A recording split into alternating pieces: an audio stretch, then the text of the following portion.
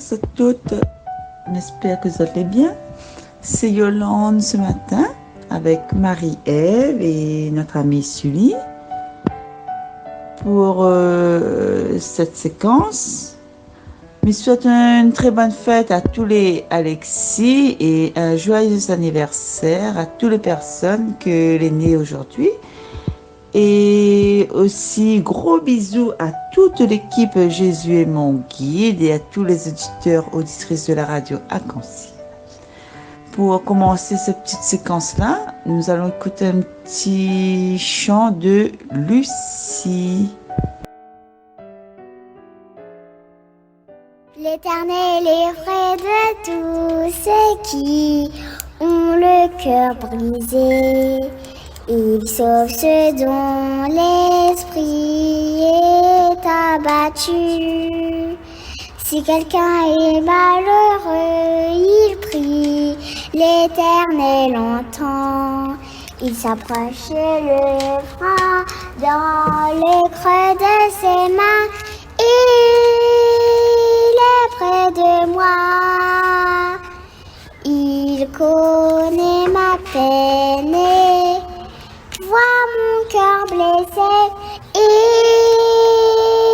entend ma voix. Il se tient là, tout près de moi.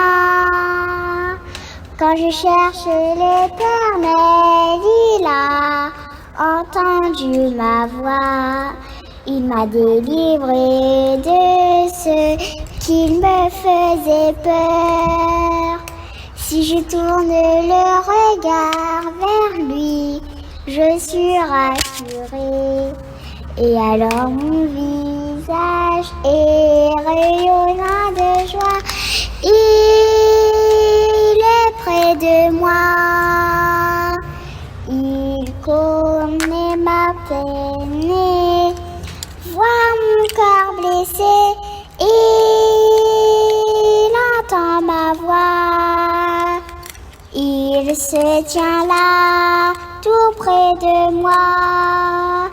Il se tient là, tout près de moi. Il se tient là, tout près de moi.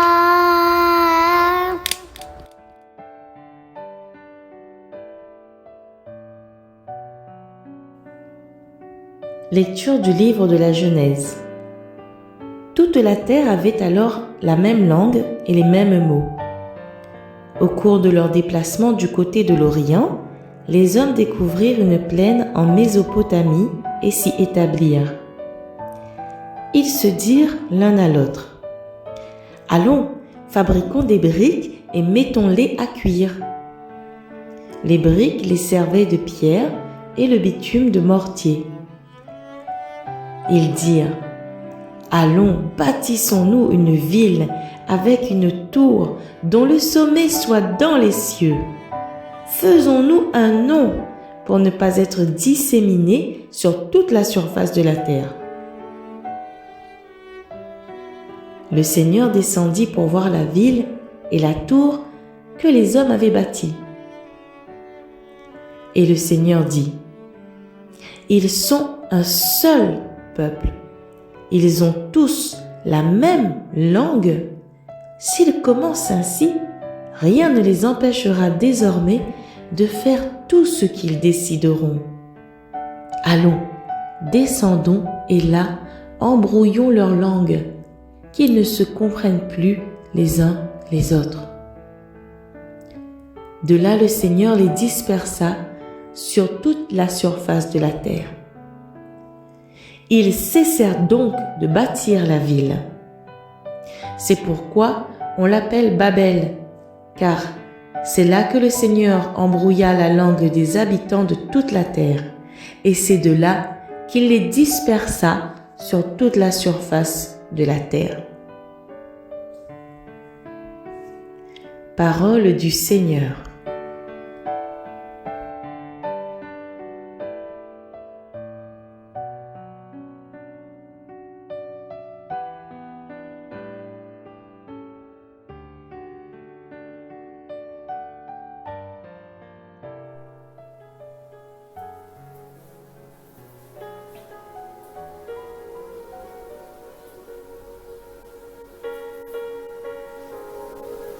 Bonjour à tous, frères et sœurs. Bonne et sainte journée. Ce matin, nous avons écouté le passage dans le livre de la Genèse. Et nous assistons dans ce passage à la fondation et à la chute de Babylone, qui, à travers la Sainte Écriture, il représente l'humanité avec son orgueil, avec sa convoitise et surtout avec la soif du pouvoir. L'homme veut tenir tête à Dieu, l'homme veut construire une tour pour s'élever plus haut que le Créateur. Autrement dit, l'homme voulait se passer de la présence de Dieu. Alors en hébreu, Babel, il signifie, il en a plein de significations. En hébreu, Babel, il signifie confusion, désordre, trouble ou encore égarement. Tous ces adjectifs qui nous montrent la nature de l'homme. Alors, est-ce que tu connais combien il existe de langues dans le monde? Il existe environ 6800 langues. Et la Bible les traduit dans un peu plus de 2600 langues. Et il y en a un peu plus d'1 milliard d'êtres humains, que les autres Bibles les traduit dans leur langue maternelle. Et pourtant, frères et sœurs, il faut que la bonne nouvelle soit annoncée dans toutes les langues pour que la fin des temps s'accomplisse. Et là, il fait référence au livre de l'Apocalypse, au chapitre 14, versets 6 et 8, qui nous dit que nous devons annoncer aux habitants de la terre la bonne nouvelle. On doit l'annoncer à tous les pays, à toutes les tribus, aux gens de toutes langues et de tous les peuples. Et on nous demande aussi de respecter Dieu avec confiance et de chanter sa gloire. J'invite les autres à méditer ce passage dans le livre de l'Apocalypse au chapitre 14, versets 6 et 8. Alors maintenant, voyons ensemble, un petit peu plus près, les fautes que les reprochait à l'homme. L'homme, il voulait se séparer de l'amour de Dieu. Et croire qu'on peut le faire, ce serait une grave erreur. Et nous voyons que ça produit beaucoup de choses négatives. C'est le danger qui guette nos sociétés modernes. Se prendre pour Dieu, à travers la puissance de la technologie et de la science, c'est pas totalement une bonne chose. Si cette puissance peut faire du bien, par exemple dans le domaine médical, ou pour améliorer les conditions de vie de l'homme, il peut faire aussi beaucoup de mal si elle est mal utilisée. Et l'exemple que je peux donner, c'est les différents conflits et guerres que l'on a depuis la nuit des temps sur la terre. Alors, quelle est la première faute de l'homme? La première faute de l'homme, c'est l'orgueil, que l'on retrouve dans la Genèse au chapitre 11, verset 4. L'orgueil. Eh bien, l'objectif de ce groupe d'hommes était de ne pas être séparés, de rester toujours ensemble. Et pour se donner les moyens pour construire une ville, construire une tour dont le sommet il touche le ciel. Il voulait être aussi grand que Dieu. Pouvait-il atteindre le paradis de cette manière? À mon sens, non. Et c'est encore vrai aujourd'hui, frères et sœurs, pour chacun et pour chacune de nous. Dieu est grand, Dieu est parfait, Dieu est puissant. Nous sommes imparfaits, nous sommes pécheurs. Et en vérité, nous faisons beaucoup d'erreurs. Par conséquent, nous avons besoin de Dieu pour nous conduire, pour nous conseiller, pour nous soutenir, pour pardonner. Croire que nous pouvons réunir, croire que nous pouvons faire tout ce que nous voulons avec nos propres forces dans la vie de tous les jours, sans la présence de Dieu, eh bien c'est un risque que l'humanité y prend et nous risque de tomber de très haut. Quelle est alors la réponse de Dieu? Nous retrouvons la réponse de Dieu toujours dans le livre de la Genèse, versets 7 et 8. À Babel, eh bien Dieu y empêche les projets des hommes de se réaliser. L'orgueil de l'homme et sa descendance l'a été brisé par l'intervention de Dieu. Face au péché, Dieu n'en a toujours le dernier mot. L'action de Dieu est bonne. Dieu disperse les hommes et donne la pluralité des langues. Je suis convaincu que la pensée unique est très mauvaise et dangereuse pour nos sociétés. Il faut donc construire la diversité. La diversité apporte le partage, apporte l'amour, apporte la connaissance, apporte l'humilité et surtout apporte la paix. Prenons l'exemple de l'arc-en-ciel que nous contemplons après une grosse pluie, après le déluge, avec toutes les différentes couleurs qui coexistent. Il n'y a pas de mots, c'est tout simplement magnifique. Alors, mais crois qu'on nous peut affirmer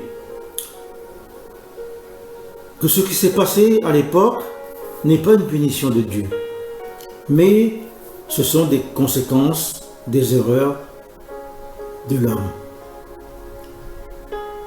Babel est l'inverse de ce qui se passe à la Pentecôte. À Babel, les langues se dispersent et divisent les hommes. C'est le jugement. À la Pentecôte, les langues sont données pour annoncer les merveilles de Dieu. Annoncer la bonne nouvelle du salut qui découle de l'œuvre de Jésus, mort, ressuscité, pour nous donner la vie. En Christ, nous parlons tous le même langage, celui qui témoigne de l'amour du Père et qui nous permet de dire avec force: Dieu a tant aimé le monde qu'il a donné son Fils unique afin que tous ceux qui croient en lui ne périssent pas, mais aient la vie éternelle. Alors, frères et sœurs, l'important, ce n'est pas d'essayer de se prendre pour Dieu, parce que la foi n'est pas un championnat, n'est pas un concours pour dépasser ton frère, mais la foi, c'est dans l'humilité, humblement, accepter l'amour de Dieu par sa grâce et son salut, et partir, aller là où Dieu nous envoie pour annoncer la bonne nouvelle. Bonne et sainte journée. Amen.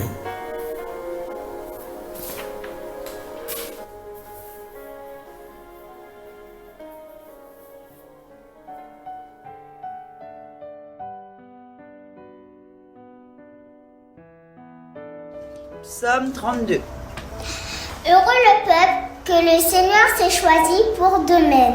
Le Seigneur a déjoué les plans des nations, anéanti les projets des peuples.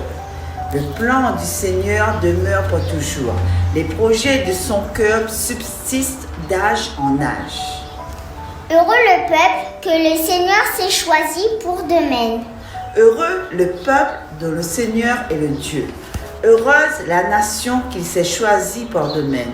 Du haut des cieux, le Seigneur regarde et voit la race des hommes.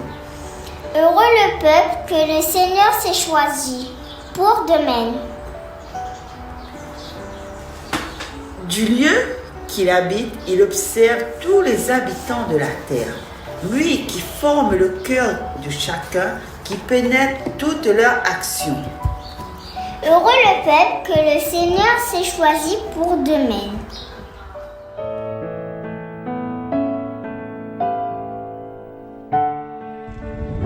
Seigneur, garde notre famille et tous nos proches là où ils se trouvent. Permets-leur de passer une excellente journée dans ta présence. Bonne journée à toutes et soyez bénis et à la prochaine. Bisous.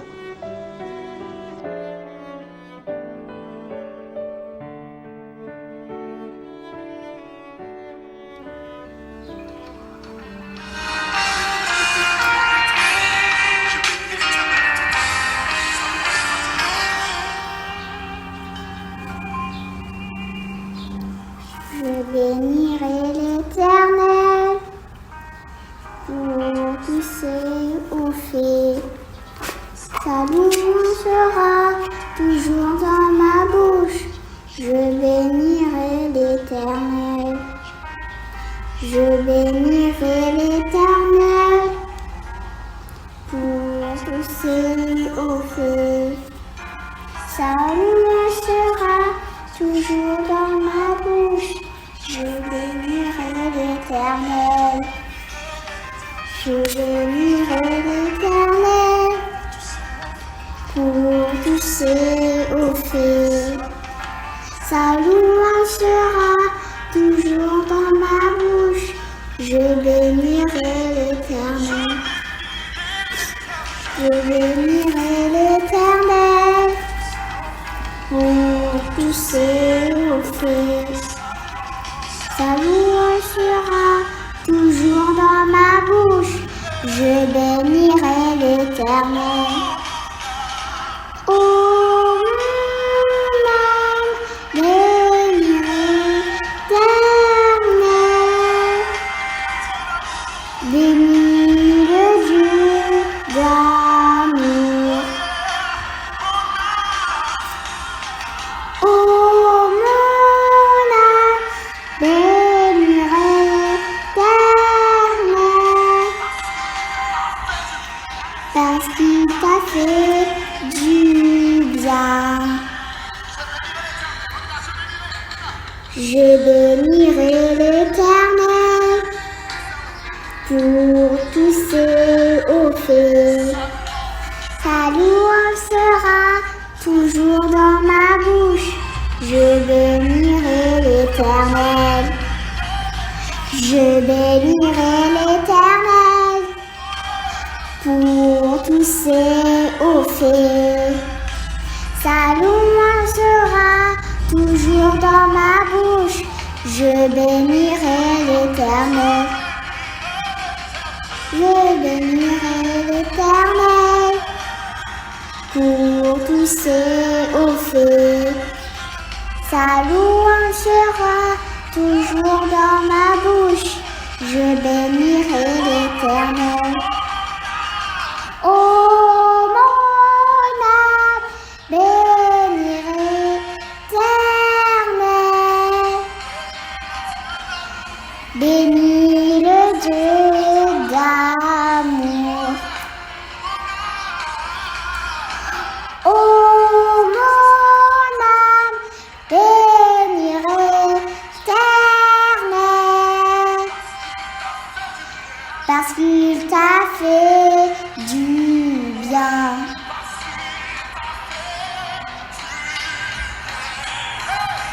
T'as fait du bien. T'as fait du bien. Qu'il t'a fait du bien. Qu'il t'a fait du bien. Parce qu'il t'a fait du bien. Parce qu'il t'a fait